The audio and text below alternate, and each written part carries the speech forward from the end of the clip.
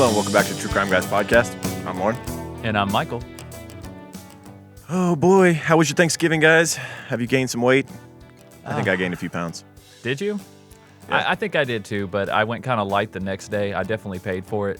I ate a little too much bread. You know, bread is always hard for me to lay off, man. Homemade rolls and stuff that's with the big one cinnamon for me. butter. Oh my God. I So know, I hard. love bread and butter. I love bread and butter. I can't help myself. Especially like my wife's been making bread, and it's just like, oh, how do you say no to some fresh like sourdough bread that your wife just made? And it's can't, warm, man. comes out of the oven, then you put some nice room temperature butter on that. Oh, Oh man. And the smell of bread being made is like heaven. Like if I could wake know. up to one smell every day, it would just be bread being made. Even if I don't eat it, I just want to smell it. Just want to smell it, and it just puts you in a good mood. I think That's it goes back. I think it goes all the way back to like when I was a kid and my mom used to make bread because she only made bread on like special occasions. So it was already a good day, and then I would wake Yeah. up smelling bread, and I'm like, you know what I'm saying? So my brain would naturally make those connections, like, oh, smell of bread, good day, people coming over. You know, it's just funny how things like that happen. Somebody who, maybe got in a car accident the day that they woke up and smelled bread, maybe hates the smell of bread. that's right. So. Yeah, what is it? I think it was pine. I have a weird thing with pine where it kind of makes me nauseous because I had a lot of injuries growing up because I was just always stupid, doing stupid stuff. And at one point I had to have surgery on a broken arm, and they gave me all these different options for a smell for what to go under, the gas, the gas they put you under, you can actually get scents. Right. And I picked pine for whatever reason. And so like now I just equate that with like getting put to sleep, and like I felt nauseous after surgery, obviously. So those things, whenever I'm like around too much pine scent, I get kind of nauseous. Oh man, weird. it kind of sucks that our scent is true crime pine. And I then, live in huh? the mountains, so I have to smell pine a lot. Yeah, we got true crime pine as our scent, and it's making you nauseous. Yeah, over but here. true Nah, crime pine it's- doesn't really smell like pine strong. not It's just like more of a pine. sweet, delicious Yeah. smell. Yeah, pine is a part of the scent. It's not all of it. Yeah. Yeah. Yeah. So cool, this man. crime line for this episode we're doing this week, I was up very late doing it. I'm quite tired, and a lot of that is my own fault because Mike Tyson happened to fight last night when I was Right. working on this. So of course I had to watch that. Of course. So of course. that was Even though it interesting. ended in a draw, though, but still a That pretty was some good show. bullshit. Everybody knows Mike Tyson won. Yeah, I love come Roy on. Jones as well, but everybody knows if you watch that fight, Mike Tyson won. You could see Yeah. the live betting odds at the bottom, and it got more and more heavily in Mike Tyson's favor as the fight went on. But of course, they want to build up a rematch and all that. You know how boxing can be, and plus it was Of an course. exhibition, quote unquote. So, but Mike looked good. Roy, I was surprised I thought Roy would be in better condition and not have a problem with gassing out. Yeah, And he looked Mike might- leaner than Mike. He looked leaner, but he got tired a lot quicker than Mike Tyson Yeah, did. I know. That's what's surprising to me. I feel like, typically it looked like Mike was carrying on a little extra weight. Yeah. Well, shit, he lost 100 pounds. We could talk about this all day, but Mike, he had completely abandoned that life Yes. of being this, one of the best fighters in the world, and He all you hated do that is- part of him for a while. Yeah, he completely abandoned it. He didn't want to reawaken that. He refused to work out because he knew that this would happen. And then his wife, I think it was his wife, pushed him to work out because he was so out of shape and unhealthy.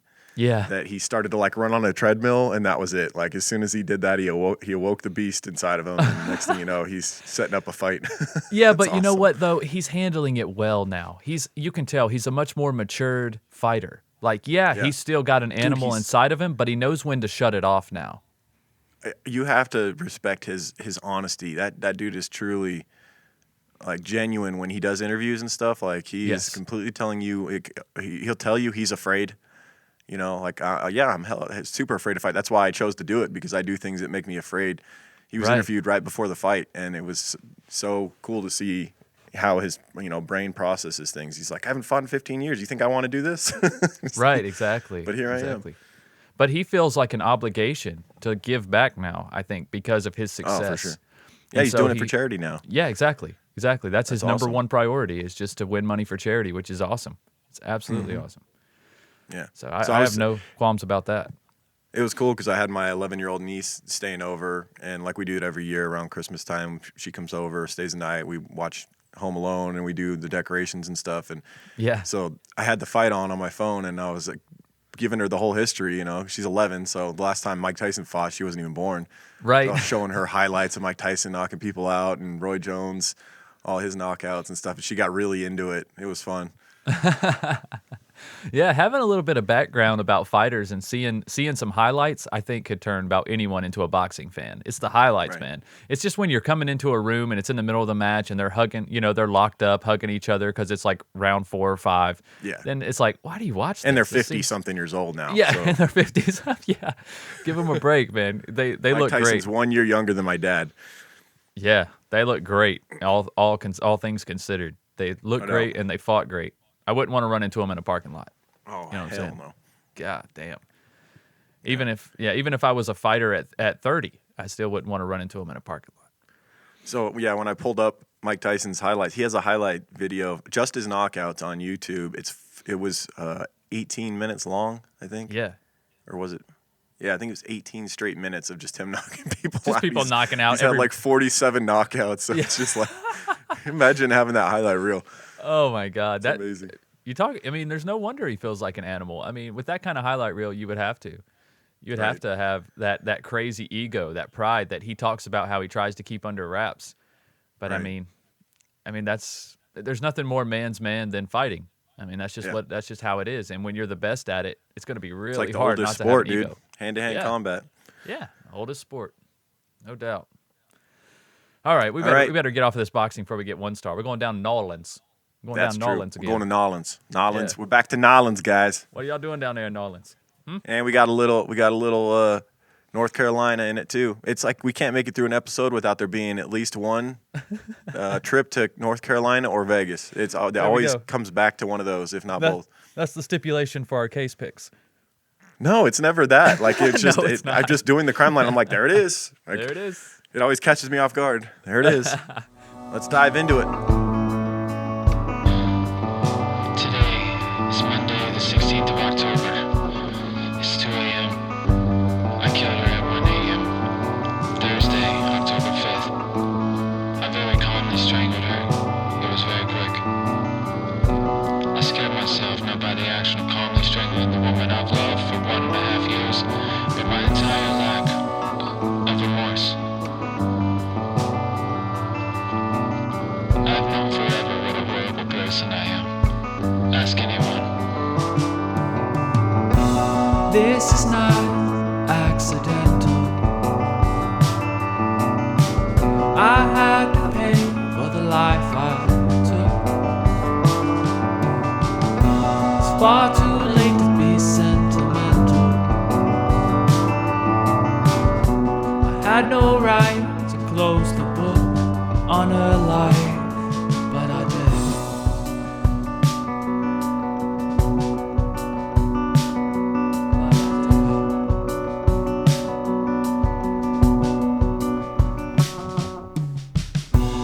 If you follow the address, you will find the mess I left of her. But if you follow the address, you will find the mess I left of her.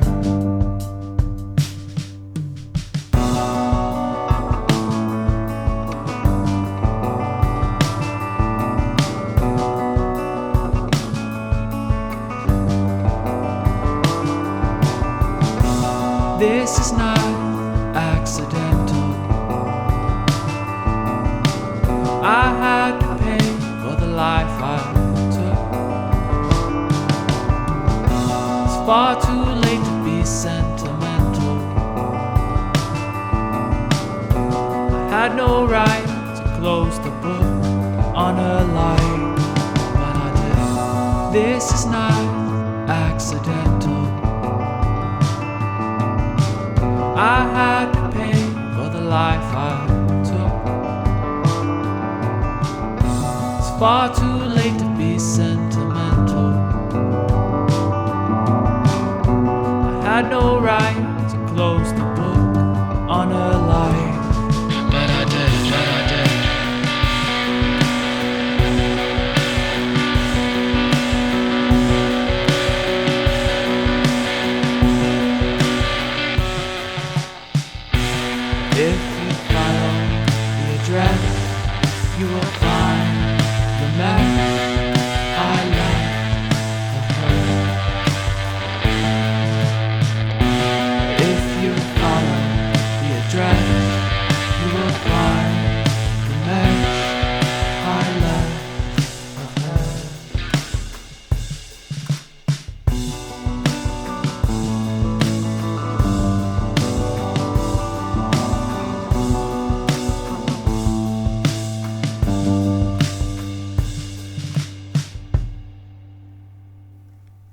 right, our case this week was a case suggestion. It's 2 weeks in a row we've done a case suggestion. So Look at us listening to listeners. yeah, See, you know what? We do it. Sometimes out of desperation, we're like, we haven't come up with anything, and we're like, yeah, let's look through our suggestions, and we find gold, and Well- we should lean on it more because a lot of times we just think we can find better stuff. I guess I don't know. Well, you know what I've noticed, that we've been doing the podcast long enough now. I think we have a big enough catalog. People kind of know what we're looking for. They're like, okay, true. out of 100+ episodes, I think we finally know the kind of cases these guys are looking for. So it's most of our case suggestions now are pretty spot on. I'm like, yeah, we could cover any of these, which in theory sounds like a good problem to have, but it actually makes it very difficult to pin down and find and figure out That's which true. ones are the best and which ones you want to do, because we're almost getting bombarded with good suggestions now, which is No doubt. a great thing. But yeah, a lot of suggestions get left out because of We it. could be professional for once and actually like schedule the cases we're going to do ahead of time. But that wouldn't be us. That would not be us. well, like we've talked about before, We have to pick a case based off our mood in that week. yes, We actually just did a Patreon Zoom call with a few $10 a month patrons. Yeah. And hung out with some people. Shout out to Sam and Seth. yes. Thank you who guys we so hung much out for with. joining us. Yeah. And we talked about this, about how week to week it's worked out in a way to where based off the case we just covered and based off the mood we're in, that's kind of how we pick our next case. We don't want to schedule things ahead of time because I don't know. This is the way we like to do it because we want to be into the case we're doing. That's right. That enthusiasm is happens. very important to keep the energy up in our case. And if we have been looking at a case for 2-3 months in advance, we get pretty burnt out on it. And we've tried this before. We have tried this technique. Yeah, We've tried no doubt. planning out weeks in advance, and it just seemed like the further back a case was planned, the less enthusiasm was expressed during What the ended up episode. happening was, like you said, we'd be burnt out on it by the Yep. time it came to that week. And then a lot of times we would end up changing to a different one. We're like, I don't even want to do this one anymore. Right. We yeah. would change it anyway. So Exactly. So big shout out to Missy Kabik on Instagram who gave us this suggestion, and it's a great case to cover here. It's got the conclusion to it is very gruesome, so heads up on that. It's a little Jeffrey Dahmer-esque, Yeah. some Definitely body gory parts details. in an oven and whatnot. I know some of y'all are licking your chops and rubbing your hands together, but Right. some of you are fretting. But it's okay. It's like Thanksgiving came all over again. Oh, more Jeffrey Dahmer type-esque things. Yeah, right. Say no more. I'm in. Right. So yeah, there's a very gruesome conclusion, but then there's also it's a love story, and also the main character in this, a guy named Zack Bowen. It's fascinating his life because it seemed like he was always, I guess you could say, in the wrong place at the wrong time, on in a sense the world stage. He just kept being at the center point of like these crazy events. Like he joined the army in like 2000, and in 2001 came and 9/11 hit, and he went off to war in Iraq because of 9/11. Yeah. And then he ends up in New Orleans when Hurricane Katrina hits, and it's just like all these things kind of he was a sensitive person, and these things kind of drove him crazy. It seemed like. Yeah. Like we talked about before, he reminds me a lot of Joshua Maddox from The Boy in the Chimney. Very Yes. similar personalities, very easygoing, sensitive guys, artistic, lots of friends, very friendly, and then just certain events in their life. Well, with Joshua Maddox, it was more of a spontaneous type of event. I don't think he really, he didn't make the decisions Right. that Zack did as far as going into the army, moving to New Orleans. So Zack did make those decisions. So some of the blame and responsibility has to go there, but Joshua's was a little more out of his control. Yeah. But nonetheless, very similar characters, and it's just crazy to see what these circumstances turned Zack into from what he was. And I think it is because Zack was the type of person he was that it affected him more so than the average person. He was, like you said, a very sensitive. He wrote poetry as a teenager and stuff like. Right. He was a musician, Very he was different. a drummer. I think he played drums. Yeah, and so when you go off to war and you're seeing people get killed and stuff, it's obviously going to affect everyone, but it seems to affect some people even more so. Yes. And a lot of times it seems like it's the sensitive type that really, it really bothers. And so yeah, it turned gruesome in the end for Yes. Zack. No doubt. And so let's dive into how this case became known. Was in 2006, on my birthday in 2006, October 17th. Oh, wow. Around 8:30 p.m., New Orleans police received a call from the Omni Royal Orleans Hotel stating that a man's body was on the roof of the parking garage. So someone had apparently been thrown or jumped Right. off the building and onto a parking garage. Upon arriving and seeing the severely mangled body, it was clear that the man was dead. And in the man's back pocket, they found a note, which turned this thing into headlines all over the place because what was on this note was very rare and bizarre, not your average suicide note. It said, quote, "This is not accidental. I had to take my own life to pay for the one that I took." There's a lot more to this note, which we'll get into later. I don't want to spoil the story completely, Right. but that was the first line on the note was, "This is not accidental. I had to take my own life for the one that I took." And they would discover the man's ID with him, and this man's name was Zack Bowen, who we've been talking about a little bit. Let's dive into his childhood and do this chronologically. Okay. So Zack Bowen was born May 15th, 1978 in Bakersfield, California. I did not pull up birthdays, celebrity birthdays. I forgot. So if you want to pull up May 15th, All right. celebrity birthdays, we can cover who he's. I know you guys love that. Yep. I'm looking it up right now. Zack Bowen, born in 1978 in California, was a charismatic and charming and somewhat shy. He left an impression on everyone that he met. As we mentioned, he reminded us a lot of Joshua Maddox. We covered that case on Patreon if you haven't heard it. Very interesting case, but free-spirited soul, Yeah. much like Josh Maddox. Long hair, liked to play music, loved heavy metal, but also he played drums from the time he was like 4 years old and guitar, and he wanted to someday get paid to play drums. That was like his big goal early on. Okay. He's got some you find- some celebrities here that I recognize. Let's see. May 15th birthday. David Krumholtz. You guys Who the hell probably was that? You guys probably know him as the lead elf in Santa Claus, with Tim Allen, Bernard. What the hell? Okay. Yeah. Okay, I know exactly So- what you're talking about now, but See that's there? not See, I know that's who not what you I was know. expecting. There's a guy named David Harley. He's a bassist for the War on Drugs. That's kind of a newer band. Chaz Palminteri. Oh yeah, Palmentary. Yeah, you know him, right? He plays like a mafioso. Wasn't he like in mob movies? Yes, you got it. He's Okay, yeah. 74 years old now. And then let's see. You got a tennis player named Andy Murray. Honestly, right now at this point, Zack Bowen might be the most famous of this group. He might be the most famous of the celebrity birthdays. Yeah. Yeah, I'm scrolling down here and I'm not seeing Giselle Fernandez, TV personality. No, man, that's pretty much it. All right, the elf from the Santa Claus. Yeah, Zack Bowen's got him beat for sure. yeah. I'm trying to find. Oh man, Russell Hornsby, who plays Hank hell? on a show called Grimm. He's kind of a bigger celebrity to me because I like the show Grimm. But right. but yeah, that's about it. Okay. So there we go. So Zach, biggest celebrity of May 15th birthdays. That's right. Congratulations, Zach. Yeah.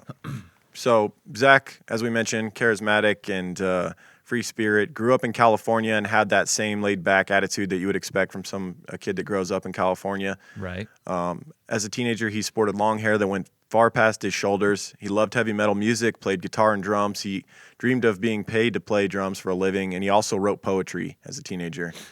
His parents got divorced when he was a teenager, at which point he lived with his mother for a while. And we now know he's dead, obviously. The story ends with him jumping off a building. But there's a lot more to the story. But we have a little insight into his character from his mother, who wrote on his online memorial page. Right. And I kind of took that from the memorial page to give you a little insight into what his mother felt about him and his character. She said, quote, "He went on to memorize every line from Wayne's World in junior high school and tried so hard to become a skater, but he stunk at it and he knew it. He always had a smile on his face and a kind heart, and oh, how he loved his music. He'd call me in to listen to the new Soundgarden album or Alice in Chains, and I have to admit it was awesome. He lost his way after Iraq, and I'm sure it was PTSD. He was a sensitive soul and didn't know where to put all this hatred and ugliness from the war. His children loved him dearly, and he will never forget his kindness and love. So it's it's a sad thing what happened to my son. So that was what his mother wrote about him on his memorial page. And I think it encapsulates his character from what we've heard just about everybody say about him. Unfortunately, some events that take place late in his life that he does are unfortunate, obviously. But he was a troubled person from what he'd gone through. Yeah, that's a great snapshot from his mother, and you can see that she places the blame on his war duty, right? His time in Iraq. That's where she places the majority of this blame. Talk about he didn't know where to put all that hatred and ugliness. And yeah, I think I could. We'll talk about it, but I think it's that coupled with Katrina coming, and then like he needed therapy for what he'd gone through, along with the girl that he was with at the time needed medication and therapy as well. They were kind of firing And gasoline for each other. Neither of them got any of that anymore. When Katrina came, obviously they didn't have access to that stuff because they were still living in New Orleans, right? And they didn't even have power or electricity at their house. So we'll get into all that, but yeah, had they received the treatment they needed, I think this wouldn't have happened. But that's right. Just before Zack turned 18, he took a long road trip with his dad across several states to visit some famous party locations. Sounds like a fun trip to take with your dad. That's an interesting relationship. I could never see myself doing that with my dad when I was 18. I'm sure if they mentioned every spot they hit, they would definitely have Vegas, right? I mean, how do you go? How do you go look at party locations and not hit Vegas? Surely you. But hit how Vegas. much? I feel like it's a little early to do that because he's not even 18 yet. And how's he going to get into any fun places, any fun party? He can't go to bars or anything. If they card him, he's not getting in. That's true. And he is from California, so he's probably seen Vegas a few times, anyways. Yeah, that's very possible. Yeah. So one of the final stops on this trip with him and his father, was New Orleans. Zack fell in love with it. He loved New Orleans, and he decided that's where he wanted to live. And he actually dropped out of high school at this time and moved there, and his father came with him. So he's now living in New Orleans, and he becomes a bartender out there. Yeah. Plenty of work for the bartenders. Living the life. He liked the party life. Yeah. Why not, man? And plus, it's a good way to take your mind off something. Bartenders work long hours, man. They work weird hours, too. And I think and not to mention the access to booze constantly, which would help keep your mind off all the shit you've seen in the war. No doubt. So it seems like it would be a pretty. Well, he hadn't gone off to war yet, Mike. Oh, yeah, it's true. Wait a minute. Really? Oh, yeah. So he was only 18. All right. Good point.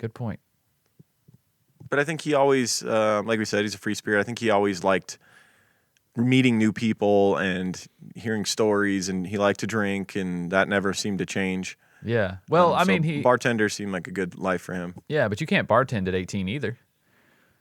That's true, but I said he became a bartender, but that was after he moved to New Orleans, he kind of went to school for it and became a bartender when he turned old enough to bartend. Okay, so he's in New Orleans for at least 3 years there. So yeah, he did make a commitment. He did have that was his new home. Quickly after he moved to New Orleans, he meets a girl that kind of changed everything for him. So not long after he moved to New Orleans, when he was still 18, he met and started a relationship with a 28-year-old woman that worked as a stripper at the time named Lena Shupak. Mm-hmm. Lena was from Dallas, but had traveled around to different clubs and had ended up in New Orleans, where she was currently working when Zack met her.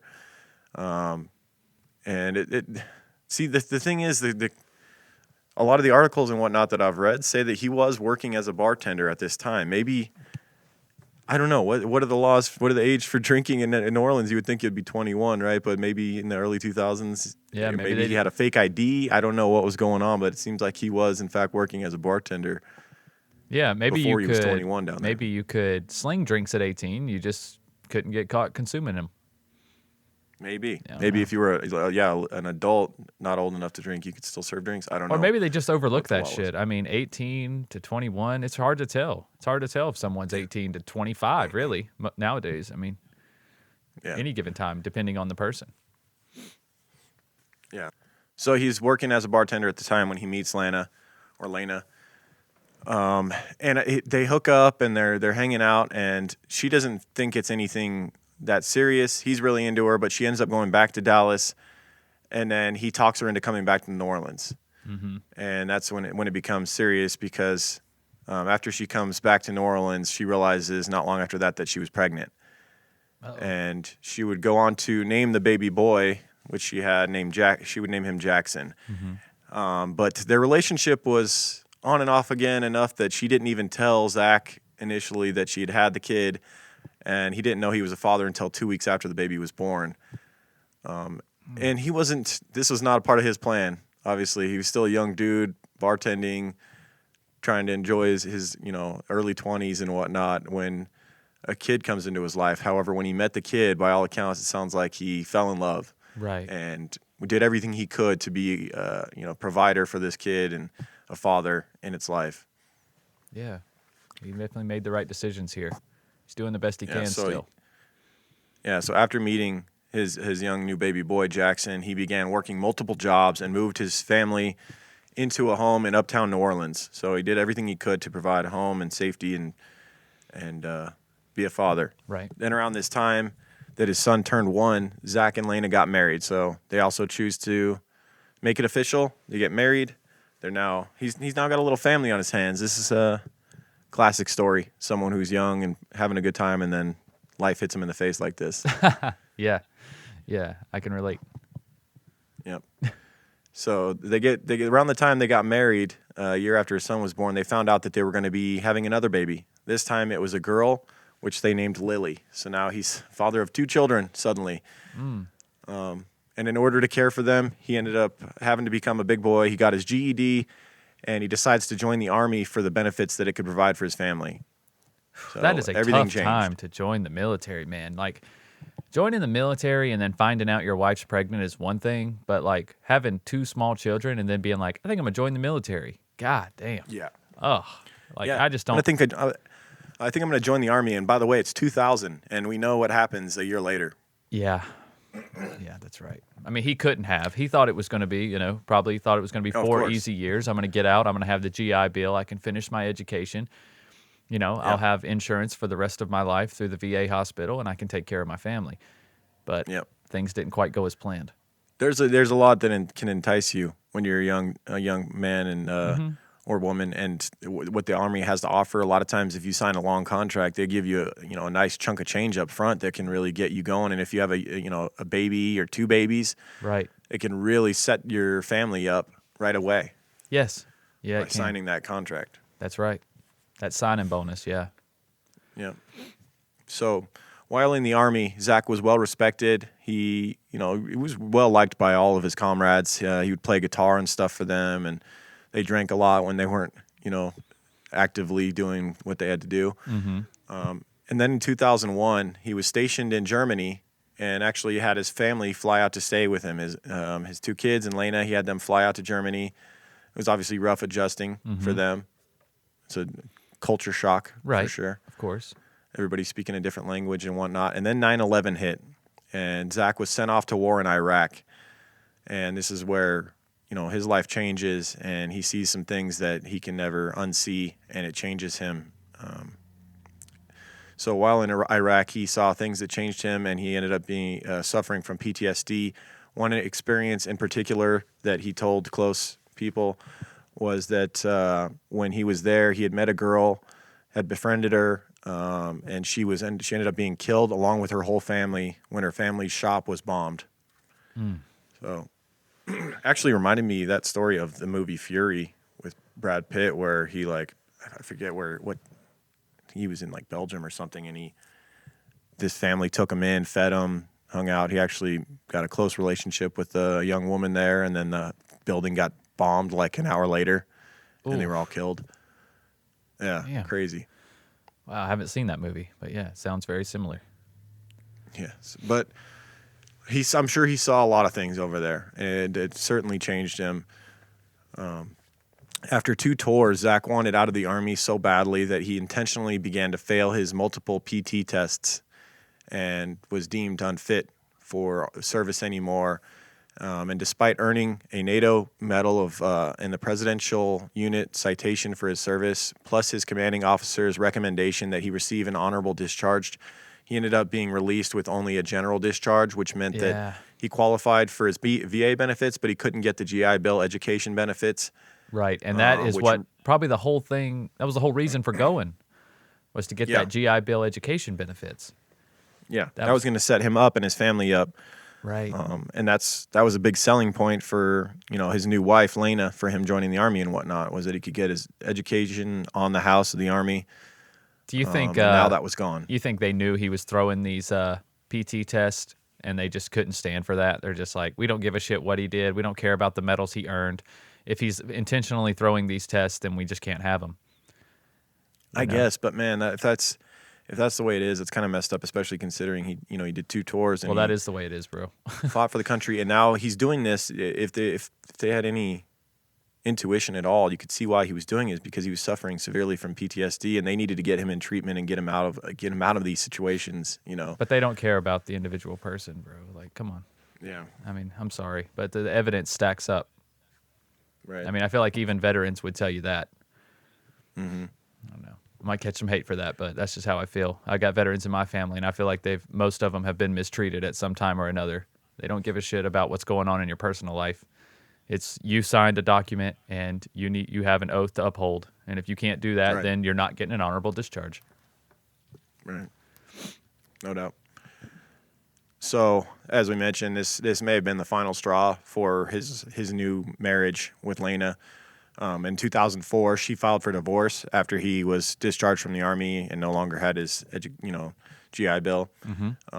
He was now back in New Orleans and again working as a bartender when he met a new girl. He met a woman named Addie Hall, and she was like a kindred spirit for him. She was another free spirit. She was known as a hippie. She was a North Carolina native. Right she on. was from North Carolina and had moved to New Orleans in 2002, where she, like Zack, worked as a bartender. So they were both bartenders, both free spirits, and they both had some trauma in their past. Right. It's almost like they were binging on each other like a drug. You know in what? A sense. I feel like both of them were kind of at a point in their life where they're like, this is really all I want to do. I really just want to be Yeah. a bartender and be around people and have fun. And neither one of them pushed each other to get out of that realm. Not that you need No. to. I mean, being They a were like like Go ahead. co-enablers. Yeah. Is what it was like. Exactly. But not that there's anything wrong with being a bartender. I mean, plenty of people make careers of being bartender, especially in places like New Orleans and Vegas. I mean, you could make bank being a bartender. Of course not. I mean, No, I have no problem with the way they were living No, for I felt like a long time. It's just it spiraled out of control, and yeah, but I felt like other people in their lives up until they met each other did have a problem with that, is what I'm trying to say. Like other people in their lives, maybe their parents or, exes and things like that, they wanted them to be more and to go, but that's not really what they wanted. They just wanted simple, free spirit lives. And these two being together kind of allowed them to have that, I think. That's why they clicked so well. yeah. Yeah, so Addie had taken classes in multiple forms of dance. She wrote poetry and loved fashion. She would make her own clothes. And naturally, because of, just her nature, Zack was just drawn to her. However, Addie had bipolar disorder, which she struggled with. And when she drank, it seemed to come out in violent fashion. She was known to be very violent when she drank. Right. And she, like Zack at the time, drank often. So it was a bit of it could be a tumultuous relationship at times and toxic. Yeah. When they both drank. They were loud and rowdy, and stuff could happen. They both did a small stint in jail for different things. I think I want to say she pulled a gun on someone at one point in New Orleans, in Right. the French district, the French Quarter, Yeah. and spent a night or two in jail. He spent a night or two in jail for being found with a sack of weed on him. Oh, But I mean, bullshit. a lot more mild than the gun, pulling Yeah. a gun on somebody. Yeah, really. During this time, shortly after meeting Addie, Zack called his mother and told her that he had met the love of his life and that she was just like her, his mother. He reminded her so much of his mother. I guess his mother was also a free spirit and very artistic and everything else. I guess so. Yeah. Yeah. So things are going along okay. He's got this. He's met the love of his life. Then once again, like a life-changing event happens, and he's there for it. He's living in New Orleans when Hurricane Katrina hits. And it's when Hurricane Katrina hits, he and Addie decide they're not going anywhere. Everybody else, like just about everybody else, is fleeing, and they stayed put. They decided they were just going to try and ride it out at Addie's apartment. Fortunately for them, she lived in the French Quarter, which was the one of the few places that were actually Yeah. above sea level. It's and only didn't it's get only much 10 effect foot. from the flooding. It's only 10 foot above sea level, which is crazy. But I mean, that's plenty. That's 10 feet less of water to destroy everything, though. That's Think about it. exactly right. I mean, yeah, it's huge when you're talking about a flood, but it's still, Yeah. it's not like it's up a city on a hill up here in the French Quarter. 80%, Yeah, right. 80% of New Orleans got destroyed or was underwater, and the French Quarter was Yeah. about the only place that wasn't. Yeah. So they got lucky in that sense that Addie's apartment stayed intact, and they wrote it out. They continued to live there in the aftermath, and they set up like it was kind of like they were camping. Like they set up out in front of the building. This was a ghost town at this point, where it was just like drifters who had their homes and stuff destroyed Right. would wander through. And Zack and Addie became famous during this time for making drinks for passerbys, feeding people, and doing anything they could. And they just made it into like a fun place to be. And this was like a life that was like cut out for them. They fell in love during this time. They had no electricity. They were living by candlelight and just partying every day. Essentially, they were like doing barter with people. You know, they would trade Yeah. drinks for food and things like that. And they were actually covered in several magazines. Like the New York Times did a piece on them, and you can see like pictures in them and read the article about them at the time where, you know, they were this free spirit couple that stayed in New Orleans Yeah, during the hurricane and made it through, and now they were just living that life now. right. I could do that, man. I could make it off that system. I could see the draw there. Yeah. I could see the draw there. Just kind of having what you need to get by and bartering and trading and, meeting new people and working together. Yeah, I could do that. Yep. But I could also see how Yes. going back to reality could be like, oh, fuck. Could be hard after that. After Yeah. you've been to war and seen that life, Yep. and then you make it through Hurricane Katrina and its aftermath, and then it's like going back to a normal life. It had to be just kind of like, what's the point? You know, I'm sure for Zack, Yeah. Yeah. when you've already lived in these extreme situations where you've lived with just the bare minimum of essentials of life, you know, barely scrounging for food and drinks and whatnot. At war, it's kind of like that at times, I'm sure. Right. In Iraq in its early days, it was a chaotic mess, and he was there for that. And then you go through Katrina. Yeah. Been through a lot. So during Katrina, Zack's ex-wife had left the area and had been in a shelter in Texas with his two kids.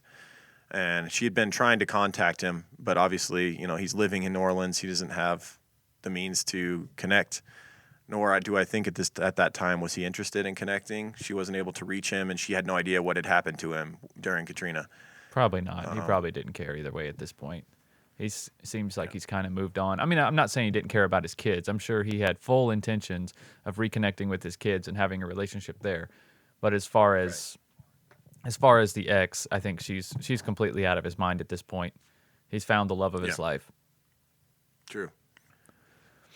So, but as you mentioned, the party had to end at some point, and friends said that the return to real life for them put a lot of strain on the relationship, and it brought out the issues and the trauma that they hadn't really dealt with, which they should have been, you know, which they couldn't because, you know, therapy wasn't really available, as we mentioned, with them living in New Orleans following the aftermath of Katrina. They didn't have therapy, and she wasn't, Addie wasn't taking her bipolar medication during that time. She didn't have access to it. Right. I mean, And they wouldn't so be able to going back to afford normal it, life. I would think, at that time, right? No. Or get access to it. Right. You know, where's the clinic or Yeah. pharmacy to get it? Very good point. So when Lena and the kids returned to New Orleans following Katrina's aftermath, Zack tried to reconnect and spend time with his kids, but Addie was not happy about this. She may not have even really known about his kids and whatnot. He may not have even told her. We're not sure. Mm-hmm. But either way, she was not really into that life. She was not trying to be a stepmom and have the kids come to her apartment and Yeah. you know, play that role. Yeah. She was not into it. So she would make Zack get hotel rooms when he wanted to see his kids so that he could go to the hotel and spend time with them there because she wanted nothing to do with it. And so by 2006, that was what was kind of going on, and their relationship was rocky yet again because returning to normal life was tough. They had lived this free spirit lifestyle, you know, after Katrina, no electricity, living by candlelight drinking, and every day was a fun kind of almost camping trip, if you will. Right. But now reality was back, and by 2006, Zack and Addie's regular drinking and partying led down the road of cocaine. They became regular cocaine users, and their relationship deteriorated to the point that they were allegedly, according to their friends and acquaintances, arguing constantly. And it seemed like this should have been the end for the relationship, but instead they put a little Band-Aid on it. Their solution to their problems at this time during their rocky relationship was to get a new apartment together. Oh, okay. So move in together. Yeah, get a new commitment together. That's what you should do. Yeah. Yeah. If you're not making it now, just get another financial commitment. So that'll definitely be the glue. You know. Yeah. I love people who do shit like that, or like they're struggling and they're like, let's have another baby. I'm like, what? What are you? What world is this? What are you doing? Let's not bring another life into this mess. Yeah, that's not going to help at all. Like, what are you doing? Right. Oh man. Yeah, so I think possibly what was going on before was Addie didn't feel the pressure of Zack being around. She was a person who didn't let people in real close to her because I did read that she had been molested as a child, and that was part of the trauma. Okay. That she was dealing with. So they both had PTSD in a sense. Right. She was dealing with that and maybe hadn't fully dealt with it, and was she found it hard to let people in close to her. She had a lot of friends and whatnot, but they weren't like deep connections that she had with people. I got you. And I think maybe when she was living with Zack, it was her apartment. He was staying with her. That was different than what they got into now, where they got into an apartment together. They were both on the lease, and that made that pressure of now she's stuck with him. She can't just ditch out and kick him out if she wanted to. I think that kind of was too serious for her. Oh, okay. That's a good point. I never thought about that because before, legally, she could say, get out of my apartment. Yeah. Whereas now, it was hers. It's not. It's his apartment just as much as hers. Mm-hmm. And he probably also wanted to play a role in decorating and what kind of furniture they have and all that stuff. And, maybe that was just too much for her to give up those comfort zones. Yeah. And where it was very interesting. And there's been a lot of speculation since this case because of where their apartment was. So how this happened was their relationships on the rocks. They're walking down the street. They're walking down Rampart Street, and they come across a for rent sign at 826 Rampart Street above the famed Voodoo Temple. At the time, it was available immediately and within months of tips in their pockets. So they had a bunch of money in their pockets from bartending. They moved in immediately. And this is above a kind of a famous location in New Orleans at the time, the Voodoo Temple. It's still around, but it's moved down the street since. Yeah. But they moved in above it. It's like a... Yeah, there's a lot of emphasis put on voodoo with this case. Yeah. Like there's a lot of people who blame voodoo and black magic for this entire thing. Right. There's actually a documentary on YouTube, and I just cut it off because I was like, I see where this is going. It doesn't... Did you watch it? It doesn't hold water. Yeah, it doesn't. It doesn't hold water. I was like, I'm not even going to pollute my brain with all this shit right here. Now, I'm not ruling it out completely. Like, does voodoo work for some people? I'm sure it does. I'm sure there are some things that are very convincing as far as it. But as this case goes, man, there was so much leading up to this. They were just... Yes, exactly. Yeah. What happens shortly after they move into this apartment. Yes. And there was so much, like you said, you're just looking at the tip of an iceberg here as far as them moving into the apartment and this happening. Right. There was so much more to it. Man, I'm looking at photos of this voodoo temple online. It's pretty dope, though. Yeah, it's pretty creepy, right? Yeah, it's pretty legit. I would love to go in there and look around. Oh, my gosh. That's a cool place. Yeah.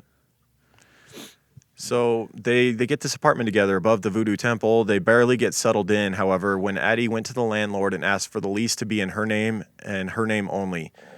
She allegedly had just discovered that Zack was cheating on her and decided that this was the last straw and that she wanted him out. Was there any proof of that, though, that Zack was cheating on her? Or is that just what she did to get him off of the lease? That just kind of, that's everywhere you see in articles and whatnot, is that she may have known about him cheating before they even got it together, but that was just her excuse to, she decided she had made a mistake in signing a lease with him. Or maybe he didn't cheat at all, and that was just her excuse. Possible. Because I can't find no evidence of that anywhere else. Right. That's what she told the landlord, so I'm Right. guessing that's where that came from. Well, you're gonna and need a who knows legit if there's any excuse. validity to it. If you're going to the landlord with that kind of proposal, you got to have a legitimate excuse. The landlord can't just kick someone out for no reason. Honestly, they Yeah, can't they even kick them out for they that. signed the lease with you. Yeah, you can't even kick them out for domestic disputes. I mean, that's not against the law for him to have an affair. Yep. You know, sorry. Yeah, so the landlord, as we're talking about, said there's not much I can do about it. He asked that Addie sort it out herself in hopes that they would get back together and things would settle down and they would keep paying their rent, and that would be that. But when Addie told Zack that she wanted him out, he became angry and inconsolable, which leads to why we're talking about this case. She tells him to get out, and he Doesn't take it well. He does not No. take it well at all. So on October 5th, 2006, at around 1 a.m., Zack strangled Addie Hall to death. In a drunken stupor, he fell asleep next to her corpse on the futon, then later claimed that he committed necrophilia and got up the next day and went to work. So he strangles her, and then he kind of just doesn't know what to do at that point, I think. I think he didn't plan this too far ahead of time, because you can see by his actions that he didn't. I think he realized right away. He's like, damn it, why did I do that? I love this girl. Yes, And I agree with that 100%. now her body's there, and he doesn't want to he doesn't want to get rid of it. It's like he still loved her in a weird way. It's like, I feel like that's why he kept living with her body Yeah, for days on end. I agree. He regretted this deeply. So following October 5th, he's going about his normal life, and his coworkers say that he was acting odd at the time. He was wearing sunglasses and a hat and became very quiet. Over the next several days, Zack cut up Addie's body in the bathtub with a hacksaw and knife and dispersed the pieces of her corpse into and on top of the stove, as well as in the refrigerator. So it was days that had gone by before he does this, but then he realizes at a certain point that he has to do something. Right. The body's not going to stay the way it is for Right. very long. Right. But why he does what he does is just bizarre. I don't know. I don't fully understand it, because there is no evidence of cannibalism. There was no. Obviously, we know he shortly after commits suicide, so they were able to, inspect his body, and they didn't find any human flesh in him. Well, I think a lot of people thought that he did it because of getting rid of the body. Cooking the body would make it a lot easier to dispose of the body.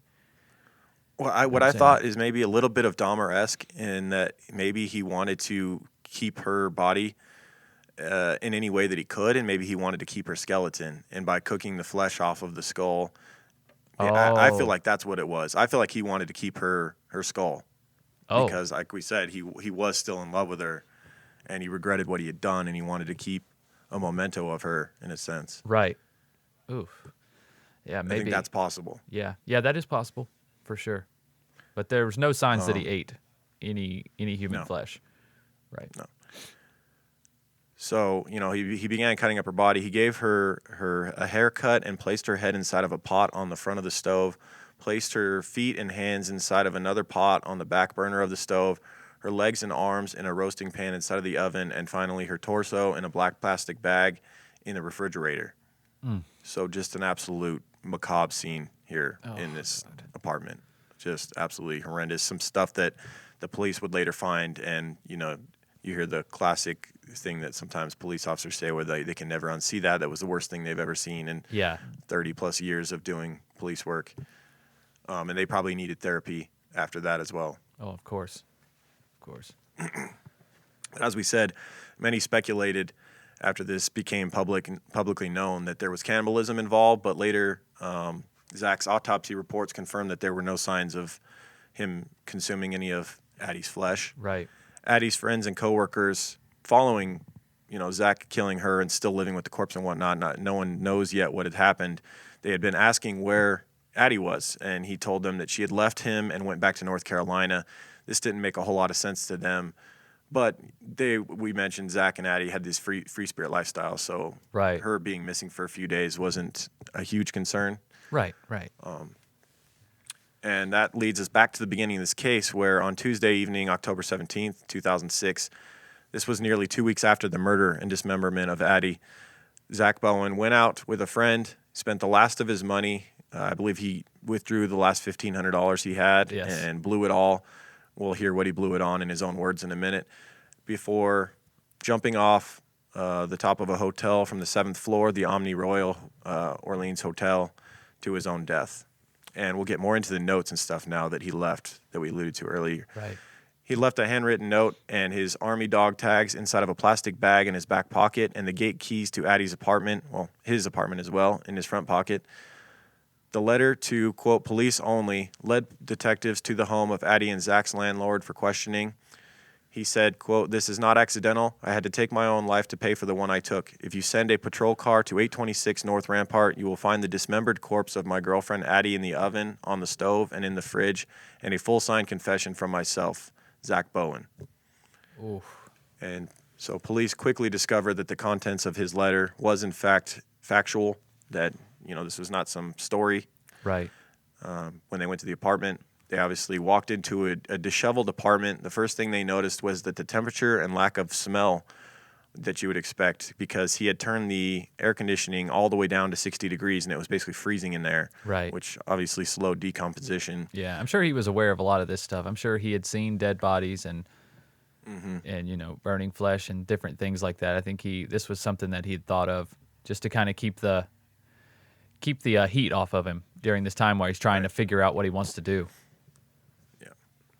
So this apartment was just a really disturbing scene. All over the walls in silver-colored spray paint were the words, I love her, I'm a total failure, and look in the oven, with an arrow pointing to the stove door. So really showing the shame that he had for this. And I feel like we keep painting Zack in a light that diminishes what he did. And I feel like we need to make a disclaimer right now that what he did was horrendous. Obviously, he killed his girlfriend and dismembered her and whatnot. And there's no excusing that. Even with him having PTSD and being through, a lot of people go through war and have PTSD and they suffer from it and stuff.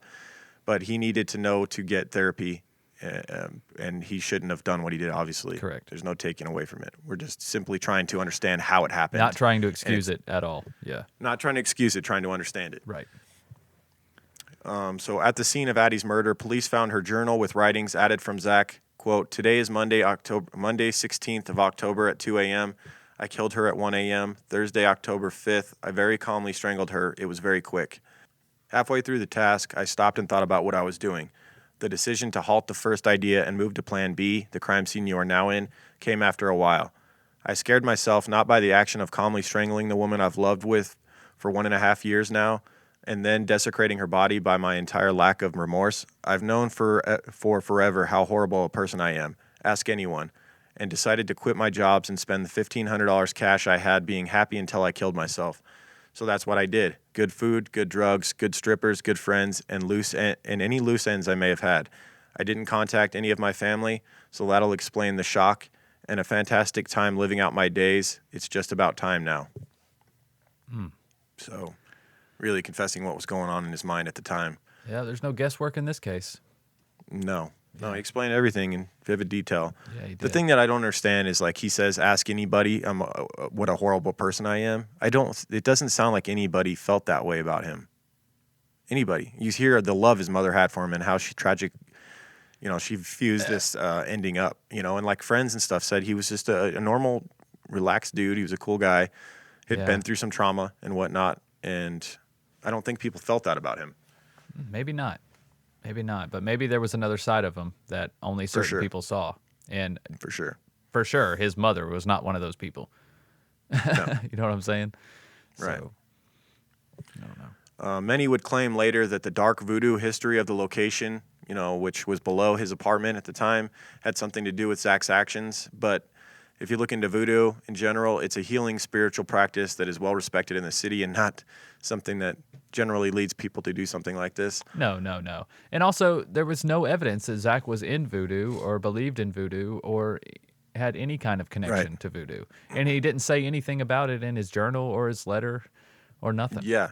Yeah, if it had anything to do with that or him hearing voices from below or anything like that led him to do this, he would have written it in.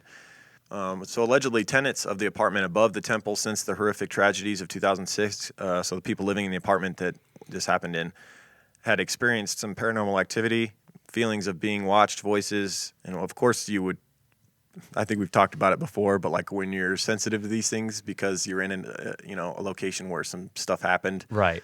I feel like normal noises become a lot, more complex than they really should be. Yeah, of course. And you're also talking about a very old part of town. I mean, old Yes. buildings make noises. There Yes, are yes. critters living in there. Like Right. that's just the way it is. Like it's That's just true. that's just the way it is. And like you said, they're already more susceptible to that. They're already tuning in to hearing any type of, discrepancies in sound or voices or whatever. So they're just more tuned into it. Yeah. So that is generally the story of Zack Bowen and Addie Hall.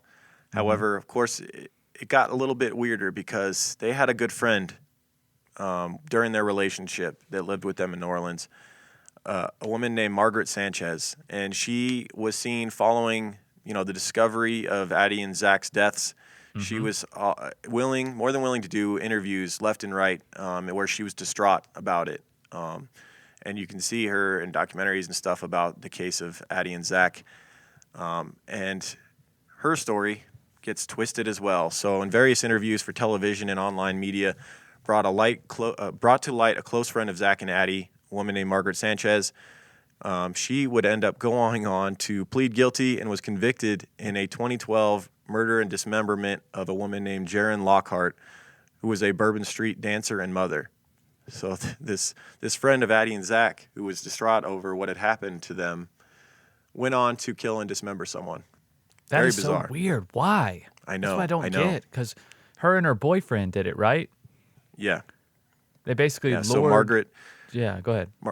Margaret and her boyfriend, Terry Speaks, went to Bourbon Street to a strip club and lured Jaren to their home, where they ended up stabbing her in the chest, cutting up her body, and throwing it over a bridge, resulting in Jaren's remains washing up on several different Mississippi Gulf Coast beaches.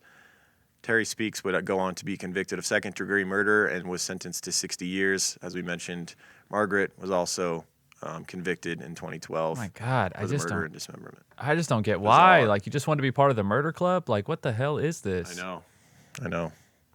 Not something at all that seemed premeditated. It's like they lured her back. Yeah, maybe there was some sort of beef between Margaret and her or something.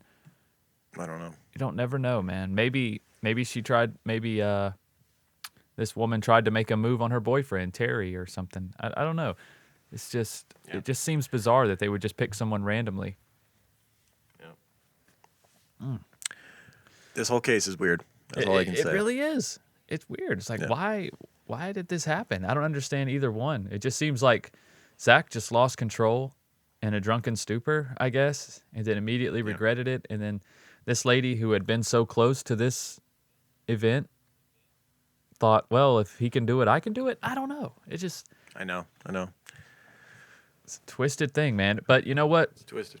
The article that you sent me, the second part of the article talked about how this case shows an unhealthy obsession with true crime, right? Because they're trying to say that because this person who moved into the new Voodoo Temple or whatever now not rents out that apartment, but that apartment is more of like a tourist attraction, and people can come in there and check it out. And a lot of people are upset by that.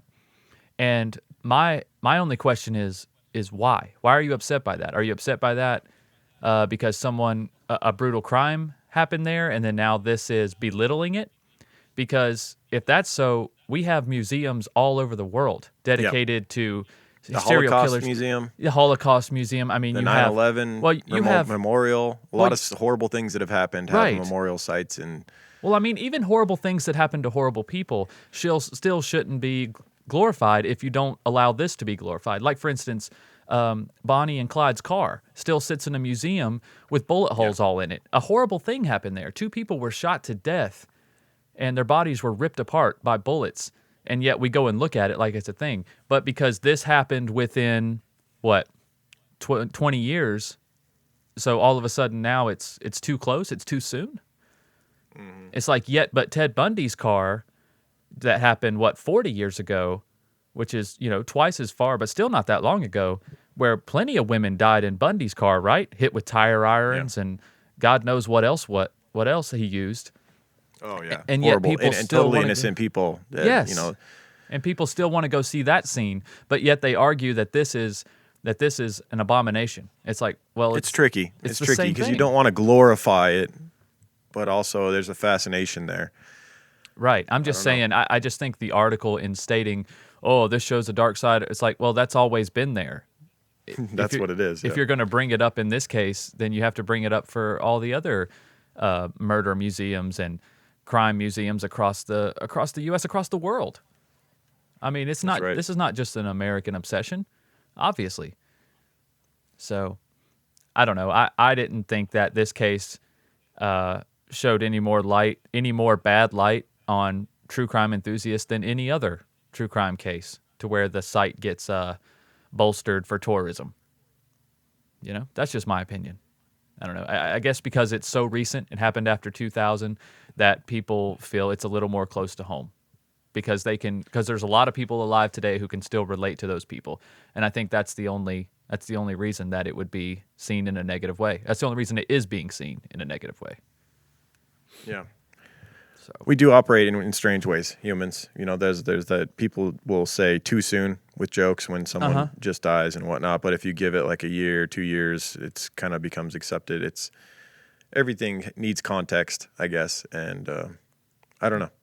I don't know where I stand on it. I do think it's odd, but it's also something that I would probably, if someone offered like, hey, you want to do a tour of the apartment where that happened? I'd probably, out of curiosity, I probably would go. yes, I do want to see that. Yeah. Right. I mean, I'm sorry. I do. I would like to see it. Am I going to go out of my way and plan a whole road trip and go to all these? No. But if I'm already in New Orleans and somebody's like, hey, want to come check out this apartment where this happened? Especially after we've covered the case. I'm like, yeah, I kind of do want to check that out, I'm not going to go in there and desecrate the place and be disrespectful. I just want to look around. I mean, it's just curiosity. So. All right. But that's that, man. That's that. It's a crazy case. Let's All right. talk about Oh My Gaia. Yeah, let's do it then. Get on to a lighter subject. Yeah, there we go. Much lighter like your deodorant. Oh my It God. is a very light feel in your armpits, by the way. It is. That's a great segue. It's not heavy. That's right. Aluminum is light, but this is lighter. Yes. Aluminum is not the type of light you want. Not the type of metal you want to put in your armpits, nor any of them. Oh My Gaia is an innovative, all-natural deodorant, fragrance, and beard oil company specializing in paraben and aluminum-free products. Their innovative line of deodorants inhibit the growth of odor-causing bacteria while maintaining effectiveness. At Oh My Gaia, they use only all-natural, paraben, and aluminum-free organic ingredients, like we said. And guys, there's tons of scents to choose from, or maybe you just don't want a scented deodorant. You can get unscented. But there's definitely a scent for you, from vanilla, cherry almond, sandalwood, lavender, lemongrass, Egyptian musk, coconut, dreamsicle, leather, lumberjack, honeysuckle, fireside, barbershop, sailor, a new scent that I love very much. Sailor, highly recommend it. And I think pear is now available for purchase on Oh My Gaia as well. Okay, good. Pear I is know. fantastic. We've been shouting out pear for a little while, and it kind of just got added to the store, so sorry about that. But guys, now everyone can have pear. Everyone has true crime guys' ability to smell like pears. But if you want to smell like true crime guys, you can listen to, you can try our scent, True Crime Pine. All right, Lauren, you're distracting me. No laughing during the ad. I'm sorry, it's just the way you said that. You too can have the ability to smell like pears. Use our code word now. Yeah, exactly. But we also have our own scent, okay? It's called True Crime Pine. But it's not just pine, so it doesn't give Lauren bad flashbacks. But that's available at ohmygaia.com. That's ohmygaia.com. And if you use our code word CREEPER, CREEPER, you can get 15% off your order. Again, that's at ohmygaia.com or at shop_ohmygaia on Instagram. You will not regret it. Do it. not, guys. Do it now. All right. All right, let's get to some quick thank yous for people who have gone and rated and reviewed the show this past week. I want to say thank you to Tracy Beth in the U.S. said, "You had me at murder." 5 stars. Well, thank you, Tracy. Also said she just signed up for Patreon and been binging, listening from oldest and only 1 year behind at November 18th. Okay, so she's got some work to do. Got some work but to getting do. there. You'll get there. You'll get there. All right, then we got Mel S in Australia, mate. All right, All say love right. it. 5 stars, bunch of fire emojis. Right. Cracking good. Love it. Thank you. All right, then we got Mimi101X in Great Britain. Finally have my 2 friends back. 5 stars. Ah. Finally got a new phone and have been able to listen to True Crime Guys again. Yay. Hell yeah. We missed you. Yeah, we did. missed you, Mimi. We missed you. We could tell that we weren't getting that extra download there in the UK, and it was really bothering us. So we're glad to be back. Then we got Ray Says in the U.S. 5 stars, said my Xmas list. My husband wanted to know what I wanted for Christmas. I told him I want a subscription to Patreon so I can listen to exclusive podcasts, particularly this podcast and several others I won't mention. There Thank you go. For keeping me entertained. Thank you. Yeah, That was guys. hey, that's always an option. Yeah, It's get always an option. creative. And now you can buy it for a year. So, like, what's the average price of a gift? $50, $100? I mean, $50, you can get a $5 tier yearly You subscription get the gold to sticker. Patreon. You get just the banter. You get Yeah. all of our premium episodes. Yeah, exactly. Or for $21, you get access to all of our Premium episodes. exclusive episodes. Every 4th episode that you don't get on the free feed, you get that for $2. So Yep. So, definitely worth it. then we got Peyton's Papa in the U.S. said, great podcast. Been listening to a show a couple months now and definitely digging it. Keep it going, fellas. Thank you, Peyton's Papa. Right on. Then we got Debsja82 Okay. in Great Britain. All right. You guys are great. I clean a whole bunch of houses for a living, which helps me fulfill my weird OCD issues. But can be long days and hard work. Listening Right. to your podcast really gets me through. Appreciate what you do. Love TCG. 5 Oh, stars. Jolly good. Jolly good review All right, there. mate. Yeah, Thank I you. Debs JA82. Then we got Bill Thick in the US said 20 stars, but Hell gave us yeah. 5 stars. Come on, man. You should leave 4 5-star reviews. There you go. You need to create 3 more profiles so you can get to 20 stars, bro. That's right. That'll do it. Come on, Bill Thick. We got one more. Not a murderino no more. Oh, Said best podcast ever. I love the podcast. I love it even more than my favorite murder. Love the accents. I love listening during doing laundry. no way. Hey, that's high praise. That's That's high one of the praise. biggest true crime shows there is. So if we're above them on your personal profile, I'll take it. Yeah, that means a lot to us. Thank you. Yep. So we talked a little bit about Patreon. Go to patreon.com/truecrimeguys. $2 a month gets you access to all of our premium episodes. We do one every 4 episodes once a month. We do an exclusive episode just for Patreon. $2 a month will get you access to that. For $5, you get Just the Banter, our other show where we just banter. We just talk shit. Right? Every Friday, a new Just the Banter is released. That's right. And also, you get a Gold Creep Van sticker, which is very prestigious. Only a select few people around the world have them. You'll probably be the only person in your town with it if you get it. Unless you live in like a big city, then there's probably a few Yeah. of them out there. Yeah, unless you live in like LA or Austin or something like that. Yeah. All right. But $10 a month, and we'll talk to you on Zoom at some point. We just did a conversation with some $10 patrons on Zoom the other day. yeah. That was a good time, and I'm sure we'll be doing more of those. Hell So, yeah, we got Zoom up and working, guys. It's so easy to use. So if you guys wanted to jump on there, we could technically do private conversations on Zoom if we had to. You know, it doesn't have to be multiple patrons at a time, I guess. Actually, I think that could be a disaster if we had too many. 'Cause Yeah, Zoom- definitely. I think a couple is good because Yeah. there is a delay and there's audio issues with it, but That's right. That's right. So we probably no more than 2 at a time, guys. I think that's what we could handle. But if you guys are interested in having a Zoom call with us, please message us on Patreon or message us. and we'll set it up. Yeah, or you can just email us at truecrimeguys@gmail.com if that's easier. Either way, we both check the email and the Patreon often. So that's the best way to get in contact with us, guys, if you want to set up a Zoom call. All right. You want to talk about our other show, our other True yes. Crime Guys productions? Yes, check out. We have so much under True Crime Guys Productions now, guys. Check out our other show, our free show, Strange and Unexplained. It is available wherever you're listening. Yes, even where you're listening right now. If you just go and search True Crime Guys, it should pull up. You'll see 2 velociraptors on the logo. It's Strange and Unexplained. It's where we focus on unsolved and missing persons cases. And sometimes some strange cults, strange phenomena, eugenics, anthrax. Those are some of the off-the-wall cases that we do. I like to throw those in there from time to time. But just stuff that we don't typically cover on True Crime Guys. But again, that's Strange and Unexplained. True Crime Guys presents Strange and Unexplained. And you guys can find that anywhere you're listening. And also, there's a patreon.com/SandU podcast where you guys can get all kinds of bonus content and early releases for the regular shows. So there you have it.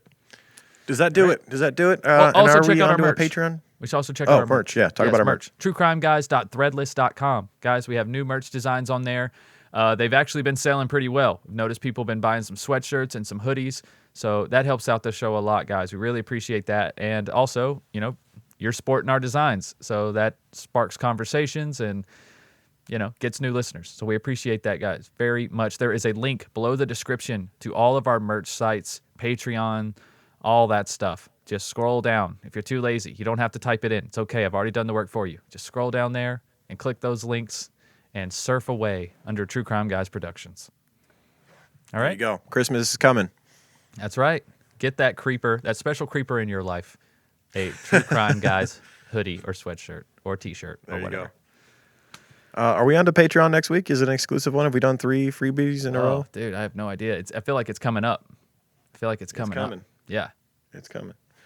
So we may or may not see you guys next week. We have to figure that out. We'll see. We're so unprofessional. We'll see. You guys just count them. Is this the 3rd free episode in a row? Well, if it is, then it'll be a Patreon. Yep. All right. All right, y'all. Maybe see you next week. If you are Patreon, we definitely will one way or another. Yep. Keep creeping. Keep creeping, guys. True crime guys, in the desert we like a mirage. It's okay if you clicked on us cause you thought we was True Crime Garage.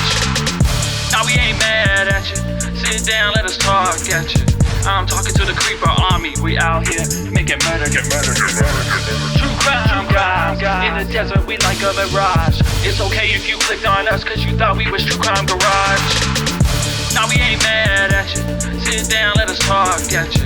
I'm talking to the creeper army, we out here making murder charming.